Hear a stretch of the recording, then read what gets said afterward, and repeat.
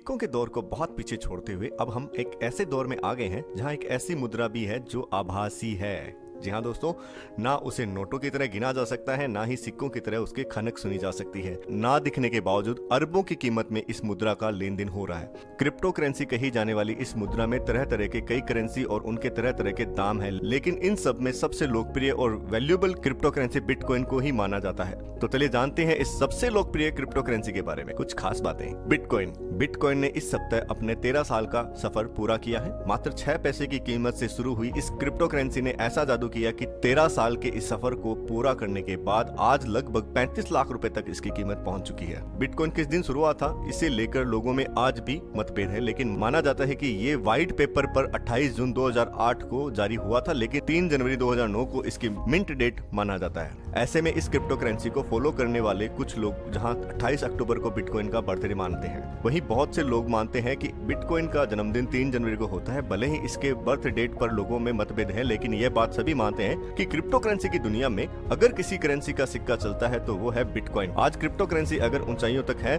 तो उसमें बिटकॉइन का बड़ा सहयोग रहा है। कमाल की बात यह भी है कि इस आभासी मुद्रा को शुरू करने वाले शख्स की पहचान भी आज तक आभासी ही है। सातोशी नाकामोटो का स्टेचू हंगरी के बुडापेस्ट में लग चुका है, मगर आज तक ये नहीं जान पाया कि असल में ये शख्स कौन है। ये कांस्य की मूर्ति वर्चुअल करेंसी को दुनिया के सामने लाने के लिए इसके योगदान के सम्मान में लगाई गई थी। ये एक हुडी पहने हुए व्यक्ति की मूर्ति है जिस पर बिटकॉइन का लोगो बनाया गया है।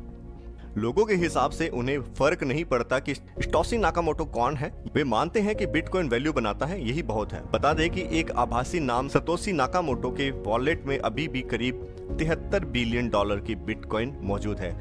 आश्चर्य की बात यह है कि एक तरह जहां दुनिया पैसों के लिए क्या कुछ नहीं कर रही, वहीं सालों से वॉलेट में मौजूद $73 बिलियन में से $1 भी नहीं खर्च किया गया है। बता दें कि नाकामोटो ने 3 जनवरी को बिटकॉइन को ओरिजिनल ब्लॉक रिलीज किया था, जिसे अब जेनेसिस ब्लॉक के नाम से जाना जाता है। शुरुआत में इस ब्लॉक में मात्र 50 बिटकॉइन थी।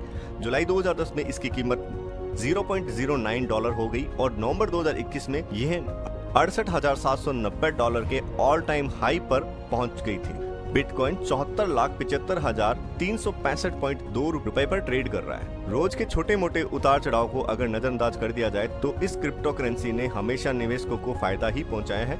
एक समय में ऐसा भी आया था जब इसकी कीमत 50 लाख रुपए तक पहुंच गई थी। आज बुलंदियों की ओर तेजी से बढ़ रही ये क्रिप्टो करेंसी जब शुरू हुई थी तब इसकी कीमत मात्र $0.0008 यानी करीब 6 पैसे थी। नाकामोटो ने जब इस बिटकॉइन की शुरुआत की तब उन्होंने ये घोषणा कर दी थी कि बिटकॉइन की ये यूनिट की संख्या कभी भी 2.10 करोड़ से अधिक नहीं हो सकती। बता दें कि अगस्त 2021 तक मार्केट में 1.87 करोड़ बिटकॉइन यूनिट उपलब्ध हो चुके थे। इस तरह अब बिटकॉइन के सिर्फ 23 लाख यूनिट की माइनिंग की जा सकती है। बिटकॉइन की यह माइनिंग लिमिट इसकी वैल्यू को बढ़ाने में मदद करती है।